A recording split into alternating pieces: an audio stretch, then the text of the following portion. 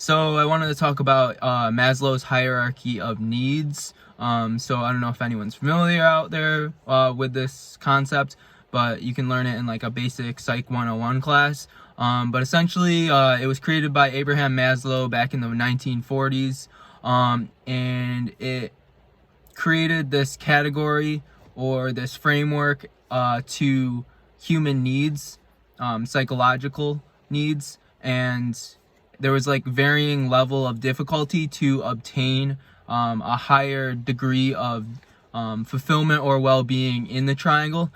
So basically, it's a hierarchy of needs. It's a pyramid triangle. So with each level category, it was on the bottom basic physiological needs. So this is like trying to get food and water. The next level is safety. So this could be like housing or shelter. Next one up was love and belonging. So this is relationships and community. The fourth one after that was esteem. So personal esteem could be confidence in oneself, whether it's in like certain skill or talent that you're doing, or just in like personal self-esteem in and of itself. So just going out into the world and feeling confident in yourself, in like your body, in your image, in your communication, in your social skills. And then the next one up is self-actualization. So this one lends itself more to the psychological fulfillment you get when you master a craft or a talent or a skill. So if I'm like a painter or whatever, it's like being able to create one style in the form of paint that is personalized to them, and be able to get recognition from the collective for being so masterful or skillful in that certain area of expertise.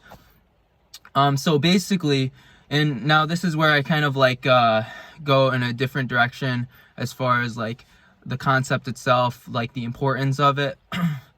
So Maslow, when it first came out, when the hierarchy first came out, he was talking more so about like how with each level of the category of the hierarchy, you have to first meet the first criteria, the bottom criteria, before you can get to the next level.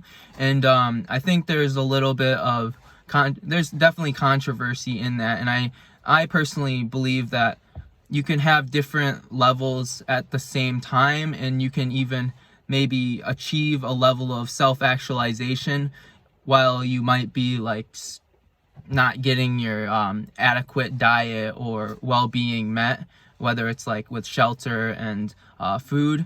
So this is the idea of like the starving artist stereotype, where like the artist is like a master expert at what they do. However, they're living their bare minimum to meet their needs, whether it's in shelter and food, because they want to pursue their art form.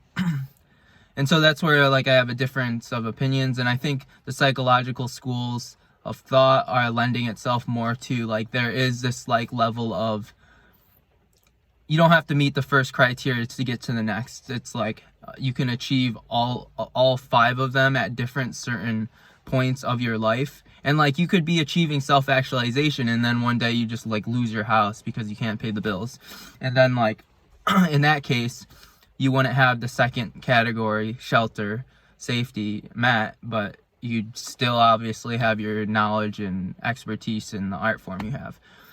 So that's one thing I want to point out.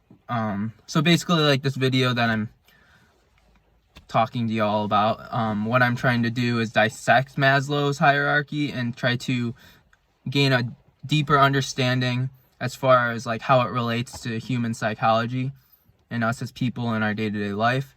The next thing I want to bring up is that Maslow's, it aligns very well with how our capitalistic economy in American culture is set up today. And yes, this can have a lot of controversy too, but essentially what I'm thinking is that in order to achieve, well, like in our culture, we pride our society on like a high degree of fame and fortune. That's just like the capitalistic model. And that also kind of aligns with Maslow's hierarchy thinking, where it's like okay, you have your basic physiological needs met, you have shelter, you have love and belonging, good relationships, you're really in sync with the community, and on top of that, you're confident, which is this esteem of the fourth category. And then even pushing further, it's like, oh, I achieved self-actualization. So what does that mean in terms of like our capitalistic economy? And that's like things like becoming a celebrity, or like having the stardom fame of like a movie actor, or like even if it's in science, in the science community, it's like doing research and discovering that new thing that pushes humanity forward. So basically what I'm trying to say is like Maslow's hierarchy kind of is like a blueprint roadmap of how to navigate our society in capitalistic America to be able to achieve the highest level of fulfillment and well-being, to try to achieve that self-actualization. So then it kind of goes back to this like libertarian thought of like, oh, it's for the individual, like pursue what's meaningful for the individual. And it's like, yeah, maybe you should do that in capitalistic America, because that's like what success is defined by, perhaps. It's like, okay, you have your basic needs met, like food and shelter, you like work in this day-to-day job, and on top of that, you're like working on your skill and craft at the end of the day and making ends meet, and you're networking with that craft. Like, I'm an expert painter or whatever, and like I'm reaching out to all my artist friends and like interconnecting ideas and like collaborating. And then there's like, I keep doing that, I churn, and it's like I'm getting more confident in my craft as a painter. And then one day it's like, bang, like I get on the media and they're like, oh, recognize this person, this artist, he's amazing, like he's doing something for humanity's sake, or like his art is like inspiring millions around the world, kind of thing. And then you just like achieve self-actualization. But okay, so they have these like 5 levels of Maslow's hierarchy. But I would like to argue, or I would like to point out, that Maslow at one point in his career of creating this hierarchy, he alluded to the idea of transcendence, which is the next category above Maslow's hierarchy's original plan. So transcendence is also is bringing up the idea of like, yes, it's like you achieve self-actualization, you have well-being, fulfillment, maybe for the ego, but transcending this ego would be like, okay, you are a master craftsman at the skill, but how can you give back to society? Yes, you've gone through this progress, you've experienced, you've grown as a human being in your individual self, but it's like, yes, you needed that level, that time and work and effort to be able to get to that level of